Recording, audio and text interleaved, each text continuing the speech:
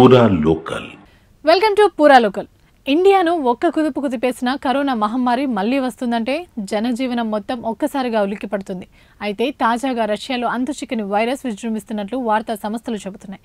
అక్కడి ప్రజలు తీవ్రమైన శ్వాసకోశ సంబంధిత వ్యాధులతో దీర్ఘకాలిక జ్వరంతో బాధపడుతున్నట్లు తెలుస్తుంది. వైరస్ కారణంగా దగ్గుతున్నప్పుడు రక్తం పడుతుందనే నివేదికలు ప్రపంచ దేశాల్లో ఆందోళన పుట్టిస్తున్నాయి. పలు నగరాల్లోని ప్రజలు వారాల తరబడి జ్వరం, ఒళ్ళు నొప్పులు, తీవ్ర దగ్గుతో బాధపడుతున్నారని, ఈ వైరస్ వేగంగా వ్యాప్తి చెందుతుందని తెలుస్తోంది. రష్యాకు చెందిన అలెగ్జాండ్రా అనే మహిళ 5 రోజుల నుంచి జ్వరంతో బాధపడుతుందని, కొన్ని రోజులుగా దగ్గుతున్నప్పుడు రక్తం పడుతుందని రిపోర్టులు బయటపడ్డాయి. అయితే ఎన్ని మందులు వాడినా తగ్గలేదని సదరు మహిళ పేర్కొంది.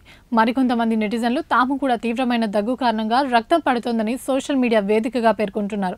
కానీ ఈ నివేదికలను రష్యా వైద్య అధికారులు ఖండిస్తున్నారు. రష్యాలో ఎలాంటి కొత్త వ్యాధి బయటపడలేదని, వ్యాధికి గల ఆధారాలు లేవని వెల్లడించారు. ఈ నివేదికల్లో పేర్కొన్న మహిళకు మైకోప్లాస్మా నమోనియా ఉందని తెలిపారు. ఒకవేళ కోవిడ్ తరహా వైరస్ వస్తే దాన్ని ఎదుర్కోవడానికి తగిన సదుపాయాలు ఉన్నాయని వివరించారు.